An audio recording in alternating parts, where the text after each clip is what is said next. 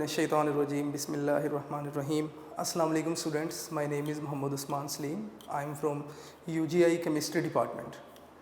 तो बेटा कोरोना की वजह से ऑनलाइन क्लासेस हैं। डेली लेक्चर्स से पहले मैं थोड़ा सा इस चीज़ के बारे में ज़रूर बताता हूँ कि इन ऑनलाइन क्लासेस को आप इजी नहीं लीजिएगा। आप डेली का काम डेली आप लेक्चर नोट कीजिए और जो चीज़ें आपको थोड़ी सी मुश्किल लगे उनके साथ साथ मैं हिंट बताऊँगा, वो साथ साथ आप नोट करते जाइएगा। बात करते हैं प्रीवियस लेक्चर की। लास्ट लेक्चर में हमने डिस्कस किया था एम्पिरिकल फार्मूला। एम्पिरिकल फार्मूला क्या है, डेफिनेशन डिस्कस की। डेफिनेशन डिस्कस करने के बाद बेटे हमने एम्पिरिकल फार्मूला कैलकुलेट कैसे करेंगे, 4 स्टेप्स थे उनको डिस्कस किया। परसेंटेज, उसके बाद आपने नंबर ऑफ़ मोल कैलकुलेट करने हैं। नंबर ऑफ़ मोल के बाद आपने एटॉमिक रेशो जो है वो मालूम करनी है। एटॉमिक रेशो के बाद आप मालूम करेंगे अगर हमें ज़रूरत पड़ती है मल्टीप्लिकेशन की तो हम मल्टीप्लिकेशन भी करेंगे।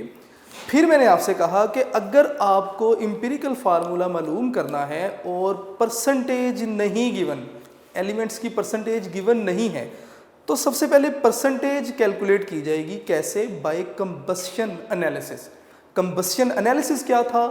कौन कौन से एटम्स की परसेंटेज मालूम की जा सकती है कंबस्शन एनालिसिस से। किस तरह ऑपरेटर्स को सेट करेंगे और डायग्राम डिस्कस की। कौन सा जो था वो केमिकल कौन से केमिकल को ऑब्जॉर्ब करेगा और किस तरह आप परसेंटेज मालूम करेंगे। ये सारी चीज़ें डिस्कस हुई और आपको एक असाइनमेंट भी दी थी एग्जाम्पल। तो आज बेटे हमने मॉलिक्यूलर फार्मूला से स्टार्ट करना है। मॉलिक्यूलर फार्मूला क्या है? देखें, मॉलिक्यूलर फार्मूला ऐसा फार्मूला जो हमें किसी भी मॉलिक्यूल में मौजूद एटम्स की एग्जैक्ट तादाद बताएगा, मॉलिक्यूलर फार्मूला कहलाता है। ठीक है, तो मैं इसे कुछ इस तरह लिखूंगा। सबसे पहले इसकी डेफिनेशन लिख लेते हैं। मॉलिक्यूलर फार्मूला की डेफिनेशन क्या है इसकी? कहते हैं जी कि केमिकल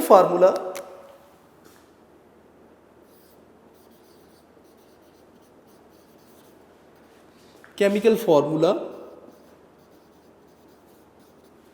विच गिव्स या विच टेल, जो भी वर्ड आप यूज करना चाहें कर सकते हैं, which give exact number of atoms present in a molecule.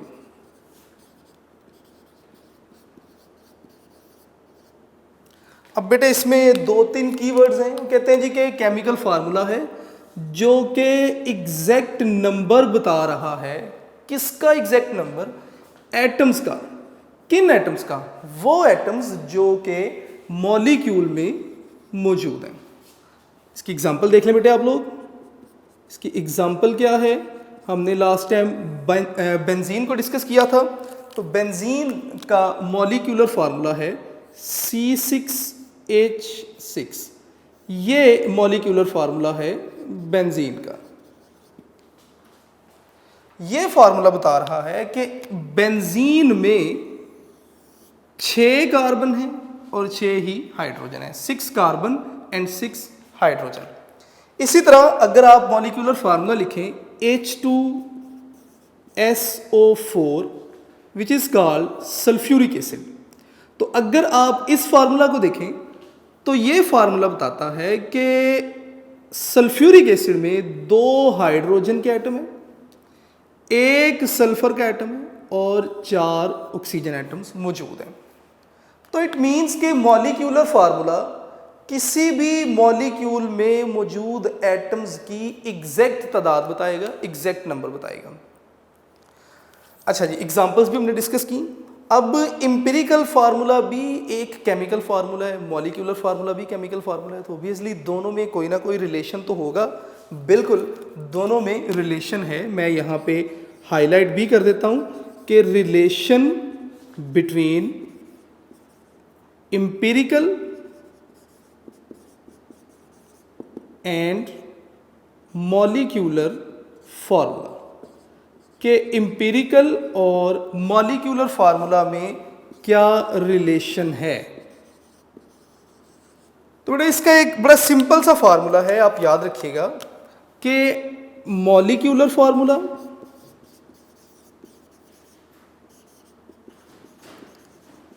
Is equal to n into empirical formula.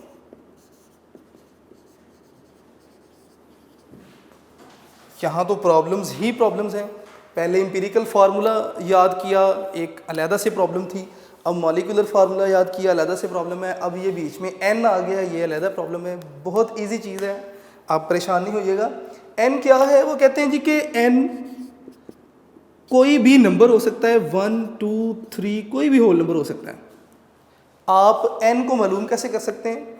n को मालूम करने के लिए हमारे पास फार्मूला है कि n आपके पास इक्वल होगा molecular formula mass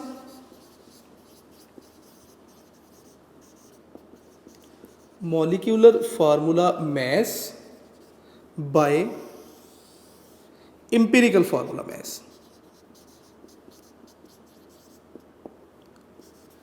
empirical formula mass बेटा ये इंपॉर्टेंट एक फार्मूला है, आप इसे अच्छे तरीके से याद कीजिएगा। बल्कि वेरी नेक्स्ट एग्जाम्पल में ये फार्मूला यूज़ भी किया जा रहा है। अगर आप नेक्स्ट एग्जाम्पल देखें तो आपसे पूछा जाएगा कि कंपाउंड है कोई जिसमें मौजूद, अपनी ज़रा बुक सामने रखिएगा, मैं स्टेटमेंट बोलता जाऊंगा और जो की बीच में इंफॉर्मेशन मैं बताता जाऊंगा, आप ज़रा बुक सामने रखिएगा अपनी, सुनते जाइएगा। वो बताते हैं जी कि कोई कंपाउंड है जिसमें कार्बन है, हाइड्रोजन है, ऑक्सीजन है। कार्बन की परसेंटेज भी आपको बता दी जाएगी, 60s में है। इसी तरह हाइड्रोजन की परसेंटेज भी बता दी गई और ऑक्सीजन की भी बता दी गई।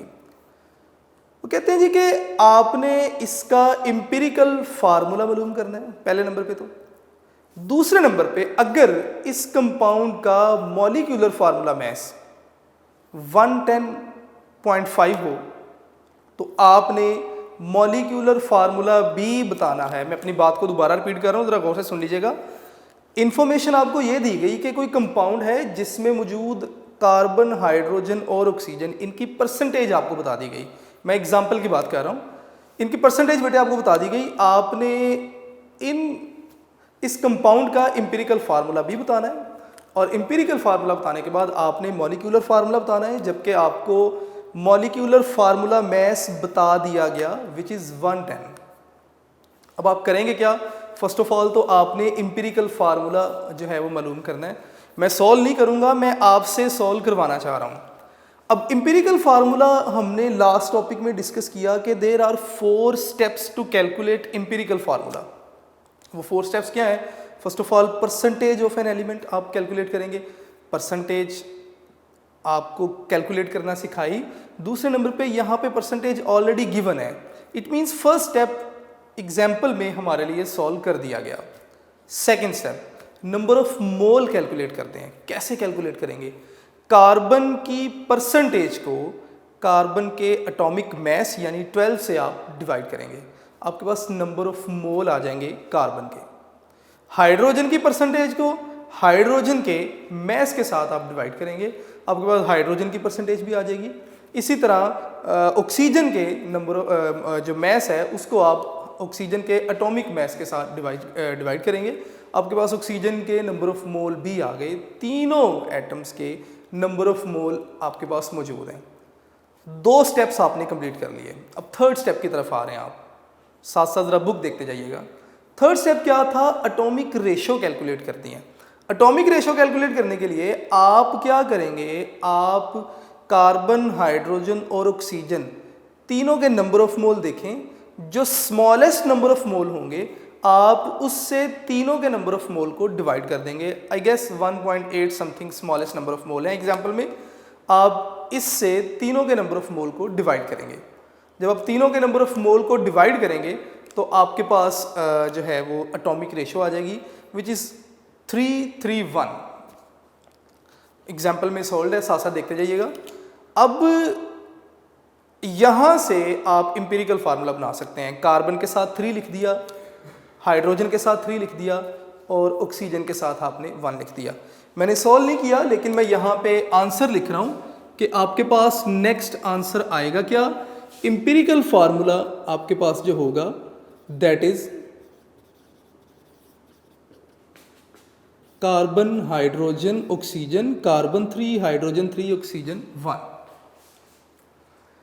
अब आपने करना क्या है, आपने बेटे एम्पिरिकल फार्मूला मैस कैलकुलेट कर लेना है। एम्पिरिकल फार्मूला मैस आप कैसे कैलकुलेट करेंगे जी, एम्पिरिकल फार्मूला मैस कैलकुलेट करने के लिए आप इन एटम्स के जो मैसेज हैं उन्हें ऐड कर देंगे।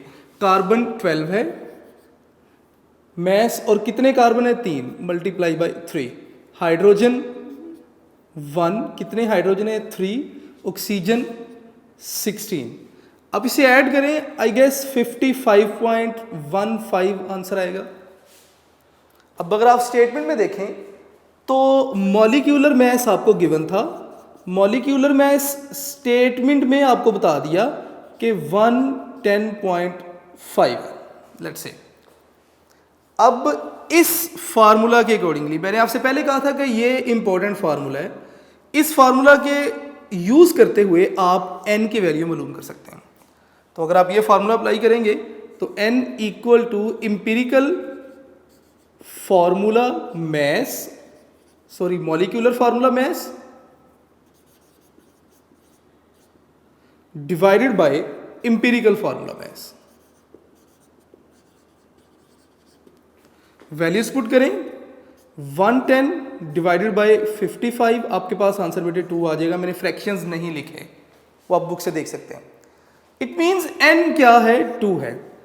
अब इस फार्मूला को यूज करते हुए आप मॉलिक्यूलर फार्मूला मालूम कर सकते हैं। आपको मॉलिक्यूलर फार्मूला मैस गिवन था, आपने मॉलिक्यूलर फार्मूला मालूम करना था। एम्पिरिकल फार्मूला आपके पास ऑलरेडी मौजूद है, n आपने मालूम किया, n इज 2। तो अब इस फार्मूला को यूज करते हुए हम मॉलिक्यूलर फार्मूला मालूम करेंगे। तो मॉलिक्यूलर फार्मूला आपके पास इक्वल होगा बेटे किसके जी, n की जगह पे आप क्या लिखेंगे 2 लिखा into empirical formula. Empirical formula आपके पास था C3H3O। आपसे सॉल्व कीजिए, 6 हो जाएगा, ये भी 6 हो जाएगा और ये 2 हो जाएगा। तो मैं इसे लिखूंगा C6H6O2। ये आपके पास मॉलिक्यूलर फार्मूला बनेगा। अब इसको हम कोई नेम नहीं दे सकते क्योंकि बहुत सारे कंपाउंड ऐसे हैं जिनके मॉलिक्यूलर फार्मूला C6H6O2 हैं। बेटा इसमें कोई अगर कोई एटम की या कोई नंबर की मिस्टेक हो तो आप बुक से एग्जांपल से देख भी सकते हैं। तो यहाँ तक तो मॉलिक्यूलर फार्मूला था। अब नेक्स्ट हमारा टॉपिक मोल आ जाता है। मोल डिस्कस करेंगे, लेकिन उसे डिस्कस करने से पहले बोर्ड रेज करते हैं और मोल को थोड़ा सा आप रिकॉल करें कि आपने प्रीवियस क्लासेस में मोल के बारे में क्या सीखा। जी, आपने सीखा होगा कि मोल क्या है। अगर आपके पास कोई केमिकल है और उस केमिकल के 6.02 इंटू 10⁻23 पार्टिकल्स मौजूद हैं तो इतनी अमाउंट जो है वो मोल कहलाएगी। बिल्कुल हाँ, ये आपकी इंफॉर्मेशन बिल्कुल दुरुस्त है, लेकिन फर्स्ट ईयर में इस इंफॉर्मेशन को थोड़ा सा इन्हांस कर दिया जाएगा। ठीक है, तो जरा बेटे साथ साथ रहिएगा। नेक्स्ट हम डिस्कस करने जा रहे हैं जी मोल।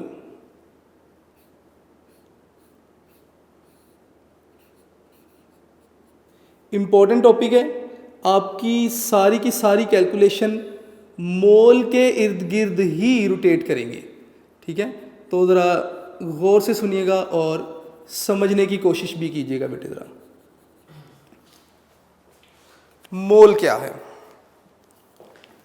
अब वो कहते हैं जी कि किसी भी स्पीशी का मैस अगर आप ग्राम्स में एक्सप्रेस कर दें तो ये मोल कहलाएगा। This is by definition.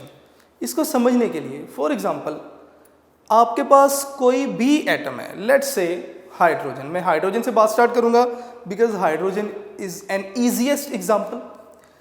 Hydrogen है, हाइड्रोजन का मैस हमें पता है 1 AMU है।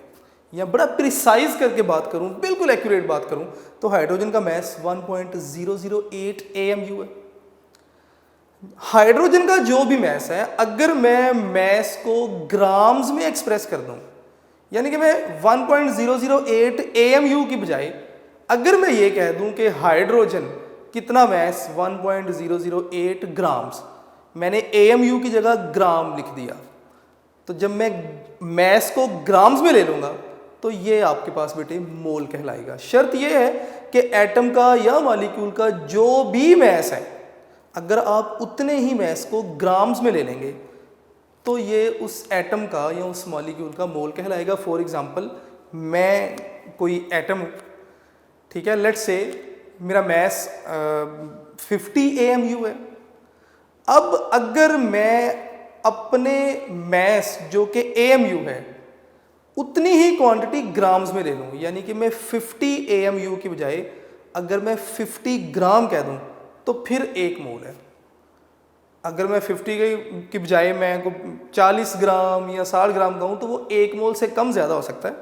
लेकिन अगर जो भी एटॉमिक मैस है, मॉलिक्यूलर मैस है, अगर उतने ही मैस को ग्राम्स में एक्सप्रेस कर दें तो इट इज़ कॉल्ड मोल। ठीक है, तो अब मोल के बारे में बात स्टार्ट करते हैं। वो कहते हैं जी कि mass expressed in grams, mass of particle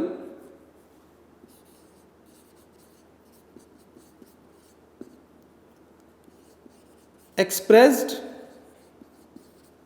in grams is called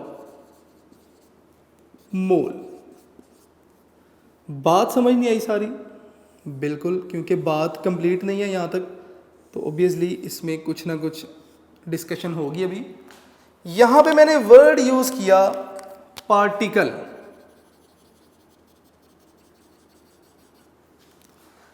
अब ये पार्टिकल एटम भी हो सकता है, ये पार्टिकल मॉलिक्यूल भी हो सकता है, ये पार्टिकल कोई आयनिक कंपाउंड भी हो सकता है, या ये पार्टिकल की आयन भी हो सकता है। मैंने 4 स्पीशीज की बात की।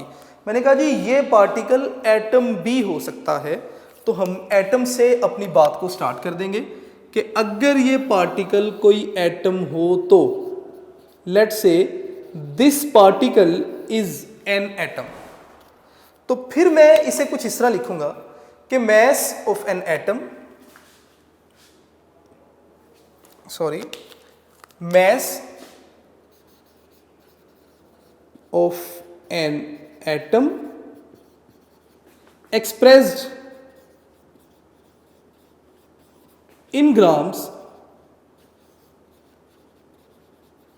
is called मोल। जरा मेरी बात को गौर से सुनते जाइएगा। या आप इसे ग्राम मोल भी कह सकते हैं। ग्राम मोल अगर आप लिखेंगे तो G कैपिटल, सॉरी, ग्राम मोल भी कह सकते हैं, या ग्राम एटम भी कह सकते हैं। बेटे ये 3 नाम हैं, जरा देखते जाइएगा। आप सिंपली मोल भी कह सकते हैं, ग्राम मोल भी कह सकते हैं, या एटम की बात की तो ग्राम एटम भी कह सकते हैं। ठीक है, इसकी एग्जांपल देख लेते हैं जरा।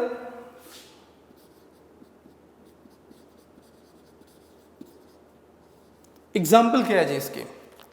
कहते हैं जी कि लेट्स से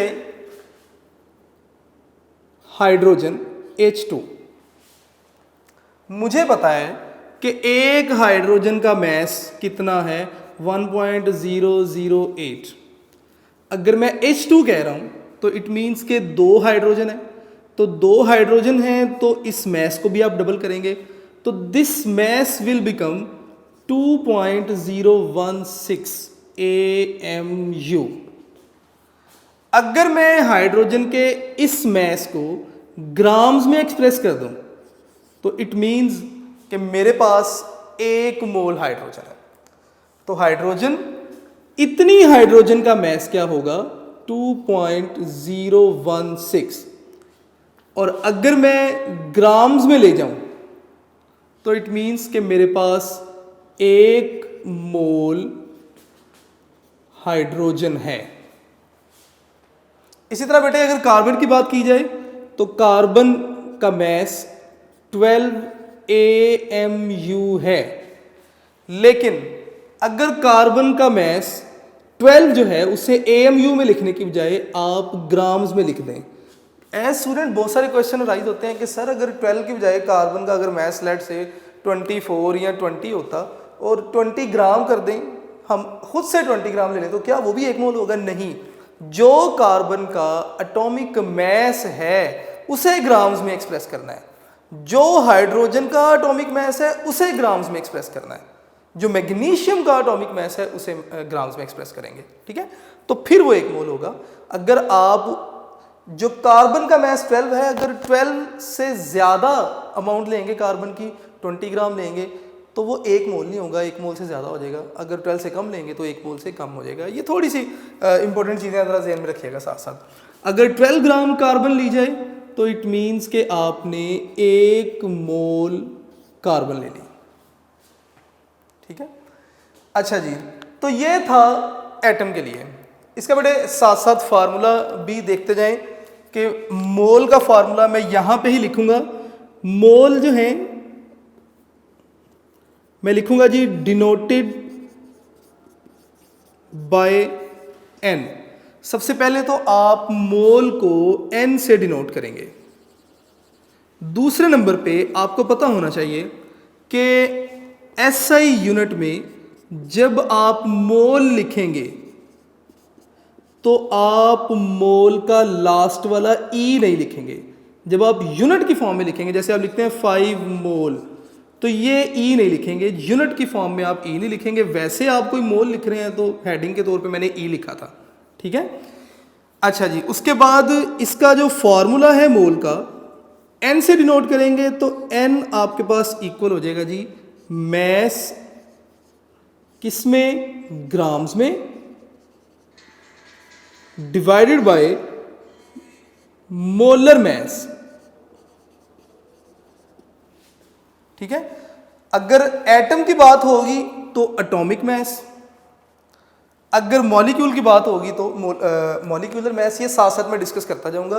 फिलहाल हम एटम की बात कर रहे हैं, तो मोल का यहां पे जो फॉर्मूला बनेगा दैट इज एन आपके पास इक्वल होगा मैस ऑफ एटम किसमें? जो कि आपको ग्राम्स में गिवन होगा। लेट से 20 ग्राम एटम में आपने बताना है कितने कार्बन है। ठीक है, divided by atomic mass of atom. For example आपसे कहा जाता है कि 24 ग्राम कार्बन है, आपने बताना है कि इसमें कार्बन के नंबर ऑफ मोल कितने हैं। 24 ग्राम कार्बन में कार्बन के नंबर ऑफ मोल कितने हैं? फॉर्मूला आपके पास है, आप लिखेंगे n, ग्राम्स में जो मैस गिवन है वो कितना है? 24। आप ऊपर लिखें 24 डिवाइडेड बाय एटॉमिक मैस क्या है कार्बन का? 12। आप 12 लिखें, सॉल्व करें, आपके पास आंसर क्या आ जाएगा? 2। तो आप इस तरह नंबर ऑफ मोल कैलकुलेट कर सकते हैं किसी भी एटम के। सिंपली मैंने कहा जी कि मोल क्या है, अगर आप पार्टिकल का मैस ग्राम्स में एक्सप्रेस करेंगे तो मोल कहलाएगा। ठीक है, मैंने कहा जी पार्टिकल्स 4 तरह के हैं। पहले हम एटम की बात कर लेते हैं। तो एटम की बात की तो एटम के लिए बेटा मैंने डेफिनेशन भी लिख दी, उसकी एग्जाम्पल भी दे दी साथ में, और साथ में मैंने जो है फॉर्मूला लिख दिया। इसी तरह मॉलिक्यूल की बात कर लेते हैं।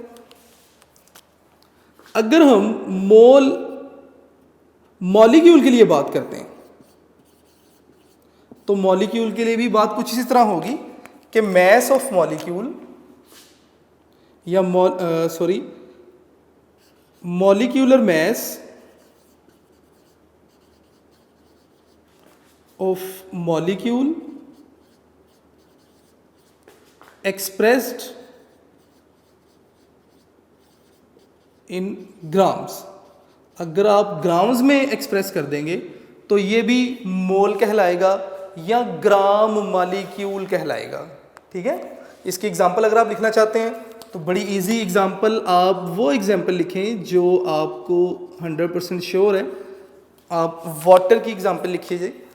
अगर मैं वाटर का मैस लिखूं तो 2 हाइड्रोजन और 16 ऑक्सीजन, तो 16 + 2 18 AMU एक वाटर के मॉलिक्यूल का मैस बनता है। और अगर इस मैस को ग्राम्स में एक्सप्रेस कर दिया जाए, यानी कि 18 ग्राम वाटर, तो इट मीन्स कि हमने क्या किया, 1 मोल H2O ले लिया। इसी तरह सल्फ्यूरिक एसिड है H2SO4, इसका मैस 98 AMU है। अगर हम 98 ग्राम ले लें तो इसका मतलब हमने 1 मोल H2SO4 ले लिया। यहाँ पर भी नंबर ऑफ मोल का जो फार्मूला है वो सेम होगा। मैं फार्मूला अब ये बार बार नहीं लिखूंगा, मैंने एटम के लिए लिख दिया, मैं मॉलिक्यूल के लिए नहीं लिखूंगा। फार्मूला बेटा यही होगा, आप n लिखेंगे, पहले एटम के लिए बात की तो आपने लिखा mess of atom in grams, molecule के लिए आप लिखेंगे mass of molecule in gram divided by atomic mass था पहले, अब आप मॉलिक्यूलर मैस लिख देंगे, मॉलिक्यूलर मैस इन ग्राम्स। तो ये आपके पास जो है वो मॉलिक्यूल का मैस नंबर ऑफ मोल आ जाएंगे। इसी तरह बेटे डिस्कशन को समराइज करते हुए आगे चलते हैं। नेक्स्ट हमारे पास आयनिक कंपाउंड आ जाएगा। आयोनिक कंपाउंड अगर आपके पास गिवन हो तो आप क्या करेंगे, देखिए बेटे आयनिक कंपाउंड और यानी कि आयन में और मॉलिक्यूल में डिफरेंस है। जब आप किसी मॉलिक्यूल का मैस बताते हैं तो आप कहते हैं मॉलिक्यूलर मैस, यानी कि ये मॉलिक्यूल का मैस है।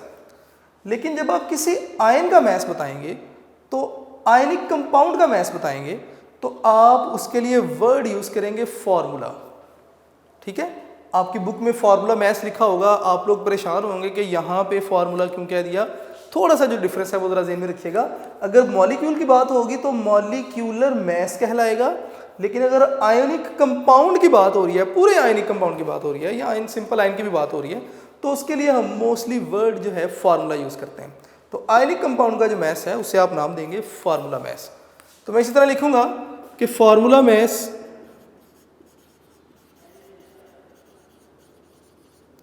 Of ionic compound expressed in grams is called gram formula या मोल। ठीक है, अब इसकी एग्जांपल भी देख लेते हैं साथ साथ। इसकी अगर हम एग्जांपल लिखें तो मैं सिंपल बात करूंगा NaCl के लिए। NaCl अगर आप इसका फार्मूला मैस लिखेंगे तो दैट इज 58.5 AMU। लेकिन अगर हम उतना ही NaCl ग्राम्स में ले लें तो इट मीन्स कि हमने 1 मोल NaCl ले लिया जी। ये आयनिक कंपाउंड के लिए था। लास्ट में बेटे मैं आयन के लिए बात करूंगा और मोल वाले टॉपिक को हम यहाँ पे कंप्लीट करते जाएंगे। लास्ट में हम बात करेंगे जी आयन के लिए, सिंपल आयन। आयन क्या है, देखिए आयनिक कंपाउंड और आयन में डिफरेंस क्या है। कैटायन और एनायन मिलते हैं और मिलने के बाद आयनिक कंपाउंड बना देते हैं, जबकि आयन क्या है, अकेले कैटायन को या अकेले एनायन को आप आयन का नाम देंगे। ठीक है, तो आयन के लिए भी आप वर्ड यही यूज करेंगे कि फार्मूला मैस, या आप आयनिक मैस भी कह सकते हैं यहाँ पे, of ion expressed in grams is called mole या ग्राम आयन। ठीक है, ये वर्ड आप यूज कर सकते हैं। इसकी एग्जांपल अगर आप लिखना चाहें तो इसकी एग्जांपल भी बिल्कुल वैसे ही है। Let's say OH hydroxyl ion आप उसे कहते हैं जी, OH नेगेटिव। अगर आप इसका मैस देखें 16 हाइड्रोजन है, सॉरी ऑक्सीजन 1 हाइड्रोजन, तो 17 AMU। लेकिन अगर आप 17 ग्राम ले लें तो ये बेटे आपके पास जो है ये बन जाएगा जी कितना, 1 मोल आयन बन जाएगा जी। ठीक है, 1 मोल हाइड्रोक्सल आयन बन गए। फार्मूला इन दोनों के लिए भी बिल्कुल सेम है, आयनिक कंपाउंड के लिए भी और आयन के लिए भी यही फार्मूला यूज होगा। अगर आपने आयनिक कंपाउंड के नंबर ऑफ मोल मालूम करने हैं तो मैस इन ग्राम्स किसके, आयनिक कंपाउंड के, और नीचे आप लिखेंगे फार्मूला मैस। ठीक है, जो वर्ड मैं यहाँ पे यूज़ करूँगा फार्मूला मैस। अगर आप आयन के नंबर ऑफ मोल मालूम करना चाहते हैं तो फार्मूला यही होगा कि mass of ion in grams bye formula mass of ion, और आपके पास नंबर ऑफ मोल आ जाएंगे जी आयन के। अब अगर आप इन चारों को कलेक्टिवली लिखना चाहें तो इन चारों को कलेक्टिवली आप इस तरह भी लिख सकते हैं कि atomic mass of an atom, molecular mass of a molecule, formula mass of an ionic compound, या फार्मूला मैस या ionic mass of an ion expressed in grams is called molar mass. मैं अपनी बात को दोबारा रिपीट कर रहा हूँ। शुरू में हमने एटम की बात की थी, तो मैं यहाँ पे लिखूंगा एटॉमिक मैस किसका जी, ऑफ एटम। दूसरे नंबर पे मॉलिक्यूल की बात की तो मैं लिख रहा हूं जी कि मॉलिक्यूलर मैस ऑफ मॉलिक्यूल। तीसरे नंबर पे हमने आयनिक कंपाउंड की बात की तो मैं तीसरे नंबर पे कहूंगा जी फार्मूला मैस, क्योंकि आयनिक कंपाउंड के मैस को हमने फार्मूला मैस कहा, ऑफ आयनिक कंपाउंड या फार्मूला मैस ऑफ आयन। तो फार्मूला मैस में ऑलरेडी लिख चुका हूं, formula mass of ionic compound और आयन लिख देते हैं। अगर आपने इसे एक्सप्रेस कर दिया इन ग्राम्स, अगर आपने इनके मैसेज को ग्राम्स में एक्सप्रेस कर दिया तो ये आपके पास क्या कहलाएगा, मोलर मैस कहलाएगा। ये बेटे आपके पास मोलर मैस कहलाएगा। ये लास्ट में चारों स्पीशीज को समराइज करके उन्होंने अपनी एक डेफिनेशन लिख दी। तो बेटे इसे अच्छे तरीके से आपने देखना है, याद भी करना है, ठीक है। तो चलते चलते दोबारा से ज़रा मैं एक्सप्लेन कर दूं आज की डेट में हमने क्या सीखा। सबसे पहले हमने मॉलिक्यूलर फार्मूला से स्टार्ट किया। मॉलिक्यूलर फार्मूला क्या है, chemical formula which give exact number of atom present in a molecule. उसके बाद हमने उसका फार्मूला देखा, मॉलिक्यूलर फार्मूला में एन क्या है, एन को कैसे मालूम करेंगे, उससे रिलेटेड हमने एग्जाम्पल भी सॉल्व की। एक्चुअली वो मैंने आपसे सॉल्व करवाई। उसके बाद हमने नेक्स्ट टॉपिक स्टार्ट किया मोल। मोल के ऊपर मेरी डिस्कशन अभी कंप्लीट नहीं हुई, मैंने सिर्फ आपको बुक वर्ड्स पढ़ाए हैं अभी। इसके ऊपर बड़ी लंबी चौड़ी डिस्कशन है जिससे हम कंप्लीट कर सकते हैं नेक्स्ट लेक्चर में भी। मोल क्या था, बाय बुक अगर चलूँ तो वो कहते हैं जी कि अगर आप पार्टिकल्स के मैस को ग्राम्स में एक्सप्रेस कर दें तो ये मोल कहलाता है। मैंने कहा जी पार्टिकल चार तरह के, आप बुक पे भी देखेंगे आपको चार तरह के पार्टिकल मिलेंगे। एटम की बात की, मॉलिक्यूल की बात की, आयनिक कंपाउंड की बात की और आयन की बात की, ठीक है। एटम की बात की तो उन्होंने कहा जी mass of atom expressed in grams, ये आपके पास क्या कहलाएगा, मोल कहलाएगा। मैं यहाँ पे भी एटम लिख देता हूँ, इस स्टार्ट में मैं मिस्टेक कर गया था, ज़रा आप देखते रहिएगा ज़रा साथ साथ इसे। हाइड्रोजन का मैस है जी 1.008। अगर एटम की बात करूँगा तो हाइड्रोजन एटम ही लिया जाएगा, ठीक है। तो हाइड्रोजन एटम के मैस को हमने ग्राम्स में ले गए, तो ग्राम्स में ले गए तो ये आपके पास 1 मोल बन गया। इसी तरह कार्बन की एग्जांपल की। फिर मैंने कहा जी मोल का केमिकल फार्मूला भी है, आप इसे मैथमेटिकली इस तरह भी लिख सकते हैं कि N equal to mass of atom, क्योंकि एटम की बात की जा रही है, और एटॉमिक मैस ऑफ एटम, क्योंकि एटम की ही बात की जा रही है। अगर आप मॉलिक्यूल की बात करेंगे तो मॉलिक्यूल के मैस को ग्राम्स में एक्सप्रेस करेंगे। एग्जाम्पल हमने डिस्कस की वाटर के लिए, वाटर का मॉलिक्यूलर मैस जो है वो 18 होता है। अगर आप 18 ग्राम, जितना उसका मॉलिक्यूलर मैस है उतना ही ग्राम्स में ले लें, 18 ग्राम वाटर, तो ये आपके पास 1 मोल वाटर बन जाएगा। इसी तरह H2SO4 की एग्जांपल देखी, और फार्मूला भी आप बताएंगे, लेकिन फार्मूला बिल्कुल यही होगा, N एज इट इज आ जाएगा। मॉलिक्यूल के लिए बात कर रहे हैं तो मैस ऑफ एटम की जगह मॉलिक्यूल, और नीचे molecular mass of molecule, formula आप बना देंगे। आयनिक कंपाउंड के लिए बिल्कुल मैंने इसी तरह लिखा, एग्जाम्पल भी लिख दी और आयन के लिए भी लिख दिया। लास्ट में अगर आप इन चारों को कलेक्ट कर देंगे एक जगह पे, atomic mass of atom, molecular mass of molecule, formula mass of ionic compound या आयन एक्सप्रेस्ड इन ग्राम्स, तो ये आपके पास क्या कहलाएगा, मॉलिक्यूलर मैस कहलाएगा। बेटे मैंने सिर्फ आपको मोल बाय डेफिनेशन सिखाया, मेरी कोशिश होगी कि नेक्स्ट लेक्चर में आपको मोल की वर्थ समझाई जाए कि मोल एक्चुअली कहना क्या चाहता है। मैं अपने स्टूडेंट्स को मोस्टली इस तरह समझाता हूँ कि जिस तरह कोई ब्रिज दो साइड्स को मिलाने का काम करता है, मोल का जो रोल है केमिस्ट्री में बिल्कुल ऐसा ही है। अब ये दो साइड्स कौन सी हैं जिन्हें मोल मिला रहा है? लेट्स से आपके पास किसी केमिकल का मैस गिवन है, लेकिन आपने वॉल्यूम मालूम करना है, तो आप मैस से वॉल्यूम मालूम कर सकते हैं, लेकिन आप मोल के थ्रू करेंगे। तो इसका मतलब मोल मैस और वॉल्यूम के दरमियान ब्रिज के तौर पे काम कर रहा है। अगर आपके पास मैस है, आपने उस मैस में नंबर ऑफ एटम या मॉलिक्यूल देखने हैं, तो वो भी आप मालूम कर सकते हैं, लेकिन मोल के थ्रू कर पाएंगे आप।